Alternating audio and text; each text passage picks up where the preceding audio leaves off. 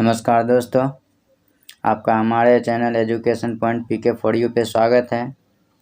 आज हम इस वीडियो में सीखेंगे कैलेंडर के कुछ सवाल जो एग्ज़ाम में आने वाले महत्वपूर्ण हैं।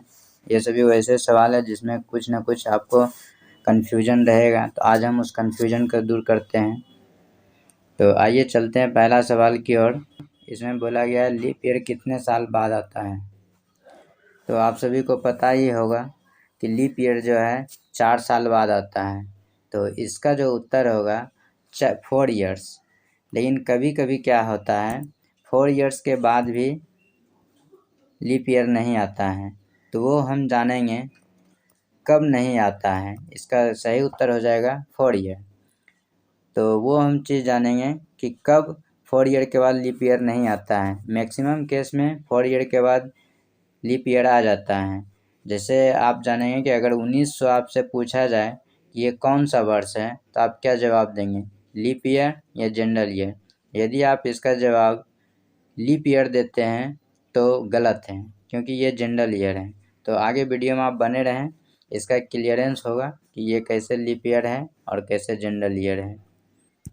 इस सवाल में आप देखेंगे पूछा गया है 2 लीप ईयर के बीच अधिकतम अंतर कितना होता है। तो इसका जो सही उत्तर हो जाएगा 8 ईयर्स हो जाएगा।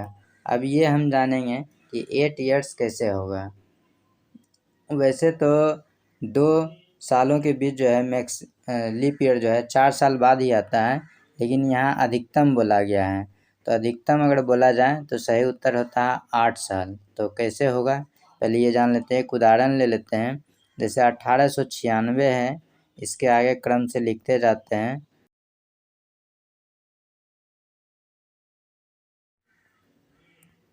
1902, 1903, 1904। तो आप यहाँ देखेंगे कि 1896 आपका लीप ईयर है, जो कि 4 से कट जाएगा, और 1904 भी 4 से कट जाएगा। लेकिन 4 साल बाद लीप ईयर आता है। यहाँ देखेंगे 1900 जो है ये लीप ईयर नहीं है, ये एक जनरल ईयर है। जब जनरल ईयर है तो यहाँ पर आप देखेंगे अधिकतम अंतर कितने वर्ष का हो गया, 8 वर्ष का हो गया। इसलिए इसका सही उत्तर हो जाएगा 8 साल। तो अब आप ये जान लें कि 1900 जो वर्ष है जनरल ईयर है, तो वो कैसे है। तो ये पहले आपको जानना होगा 1900 साल जो है आपका शताब्दी वर्ष है। तो शताब्दी वर्ष में जो है हम 4 से भाग नहीं करते हैं लीप ईयर जानने के लिए। तो लीप ईयर जानने के लिए हम जनरल ईयर में आपको 4 से भाग देकर चेक करना होता है, और जो शताब्दी साल होता है अर्थात लास्ट में डबल जीरो वाला भाग होता है, तो उसमें हम क्या करते हैं 400 से भाग देते हैं। इसमें हमको जो है 400 से भाग देकर चेक करना होगा कि लीप ईयर है या जनरल ईयर है। अगर 400 से ये कट जाता तब हम मानते हैं लीप ईयर है। तो चूँकि ये 400 से कटेगा नहीं, ये हमारा हो जाएगा जनरल ईयर। तो आप समझ गए होंगे कि लीप ईयर जो है अधिकतम कितने वर्ष के अंतर पर आता है। तो इसका सही उत्तर हो जाएगा 8 साल। चलते हैं नेक्स्ट सवाल की ओर। तो इसमें बोला गया है 2 लीप ईयर के बीच न्यूनतम अंतर बोला गया है। तो न्यूनतम आप समझ गए होंगे, इसका सही उत्तर होगा 4 ईयर्स। नेक्स्ट सवाल की ओर चलते हैं। इस सवाल में बोला गया है लीप ईयर और जनरल ईयर को छांटना है। तो आराम से आप छांट सकते हैं। ये देखिए पहला वर्ष जो दिया गया है 2000 दिया गया है। 2000 एक शताब्दी वर्ष है, इसमें आप 4 से कभी भी भाग मत दीजिएगा। इसमें हम 400 से भाग देंगे। जब 400 से भाग देंगे तो आपका क्या हो जाएगा, ये लीप ईयर हो जाएगा। 1900 साल में कितना से भाग आपको देना होगा, क्योंकि ये शताब्दी वर्ष है, तो इसमें भी हम 400 से भाग देंगे। जब 400 से भाग देंगे तो ये कटेगा नहीं, ये हमारा कितना हो जाएगा, जनरल ईयर बन जाएगा। 1800 भी वही बात है, 400 से जब आप भाग देंगे तो क्या आएगा, ये नहीं कटेगा, तो ये भी हमारा क्या हो जाएगा, जनरल ईयर हो जाएगा। 1812 जो है शताब्दी साल नहीं है, ये जनरल वर्ष है। तो इसमें को कितना से भाग देना होगा, 4 से भाग देना होगा। जब 4 से आप भाग देंगे तो क्या ये पूरा रूप से कट पाएगा? तो हाँ कट पाएगा, चूँकि आखिरी डिजिट में 12 है तो कट ही जाएगा। तो ये हमारा क्या हो जाएगा? लीप ईयर हो जाएगा।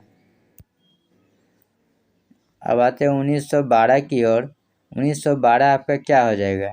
ये भी आपका लीप ईयर होगा, चूँकि 12 है तो 4 से ही भाग देना है, तो ये आपका लीप ईयर हो गया। अब देखिए 300 साल। 300 साल जो है आपका क्या है? शताब्दी वर्ष है। शताब्दी वर्ष है तो इसमें आपको कितना से भाग देना है? 400 से। जब 400 से आप भाग देंगे तो ये नहीं कटेगा। तो जब नहीं कटेगा तो ये हमारा क्या हो जाएगा? General year. यदि आप 4 से इसमें भाग देंगे तो ये कट जाएगा। तो कट जाएगा तो आप कहेंगे कि लीप ईयर है, तो ये बिल्कुल ही लीप ईयर नहीं है। आप चाहें तो मोबाइल के कैलेंडर में आप जाकर चेक कर सकते हैं। ठीक है, इसी अनुसार से जब 400 में आप भाग देकर देखेंगे 400 वर्ष में, तो इसमें आप देखेंगे क्या 400 से पूरा कट जाएगा। तो ये हमारा क्या बन जाएगा? लीप ईयर हो जाएगा। तो उम्मीद है कि ये आप सीख गए होंगे कि लीप ईयर और जनरल ईयर को हम कैसे छांटते हैं। तो आप ध्यान में रखिएगा, जहाँ आपका शताब्दी वर्ष है वहाँ 400 से भाग देना है, और जहाँ शताब्दी वर्ष नहीं है वहाँ 4 से भाग देना है। चलते हैं नेक्स्ट सवाल की ओर। इसमें बोला गया है इस सवाल में कि एक शताब्दी में कितना लीप ईयर होगा? कि एक शताब्दी में 100 साल होता है, तो 100 साल में कितना लीप ईयर होगा?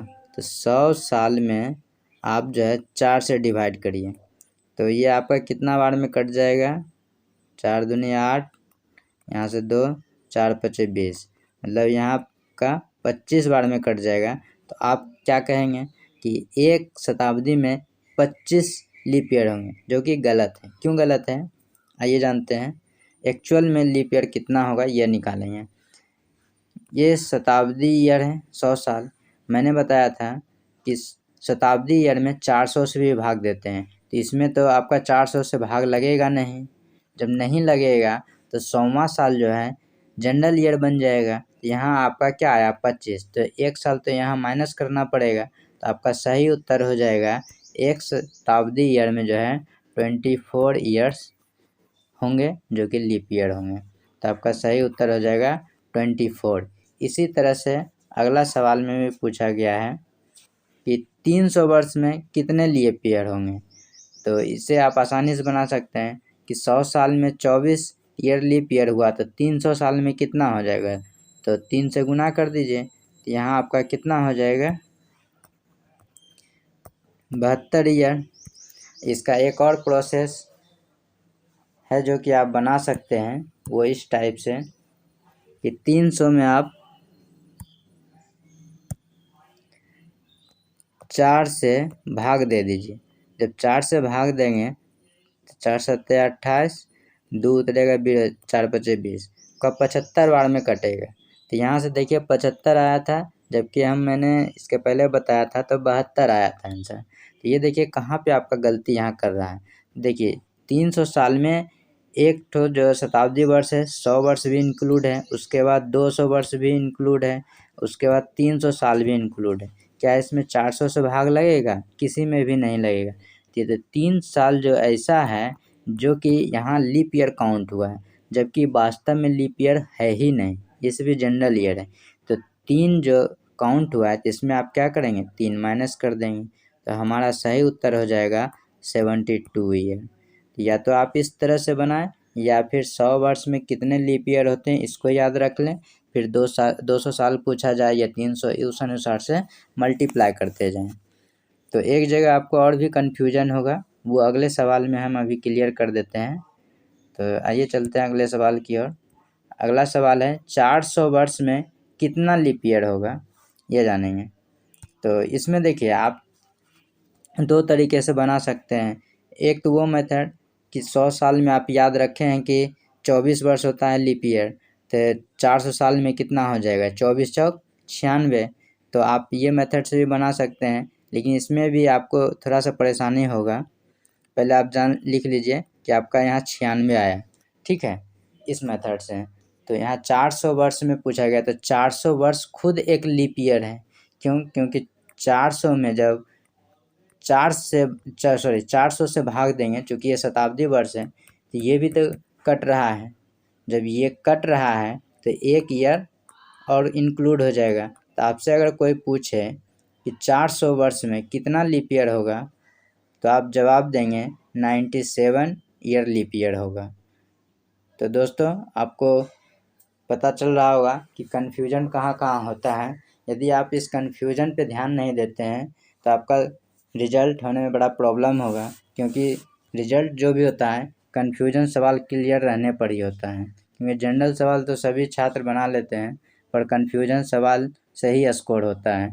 अगर आप 1 नंबर गलत करते हैं तो आप 1000 स्टूडेंट से पीछे हैं। तो इन चीज़ों को ज़रूर जानें और वीडियो को सावधानी से देखें और पूरा देखें, तभी आपको सारा कन्फ्यूजन क्लियर रहेगा।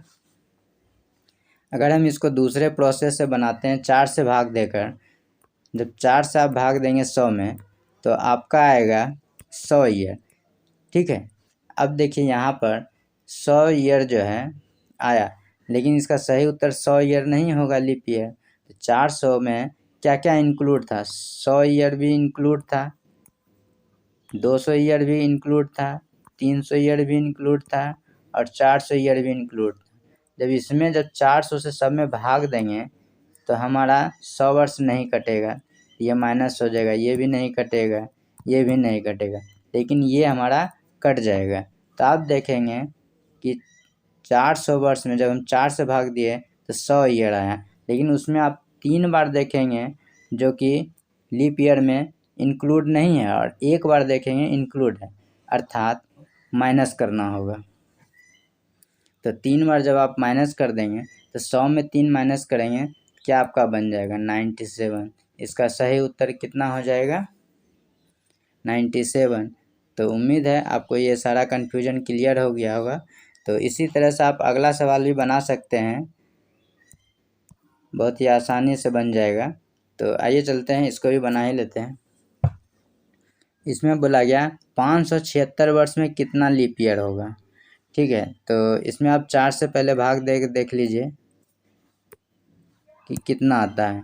जब 4 से भाग देंगे 576 में, एक बार में कटेगा, उसके बाद 1 आएगा, 7, 4 चौक 16, फिर 1 आएगा, 4 चौक 16। आपको देखिए यहाँ पे आपका 144 आया। अब 144 आया तो इसमें कौन कौन सा वर्ष वैसा इंक्लूड है जो कि वास्तव में लीप ईयर नहीं था, अब उसको छांटना है।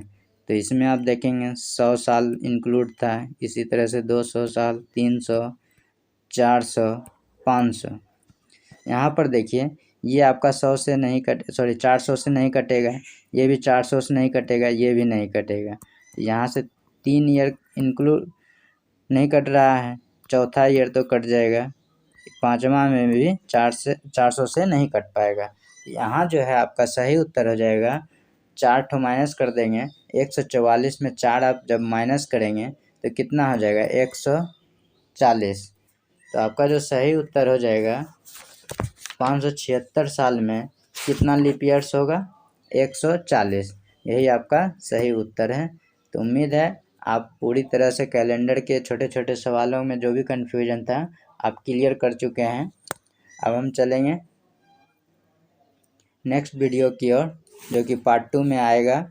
तो आप मेरे साथ जुड़े रहिए, और वैसे सवाल जो एनटीपीसी और ग्रुप डी के लिए बहुत ही महत्वपूर्ण है, आप उन सवालों को ज़रूर देखें और अपना सिलेक्शन पक्का करें। धन्यवाद। यदि हमारा वीडियो अच्छा लगता हो तो ज़रूर चैनल को सब्सक्राइब कर दें।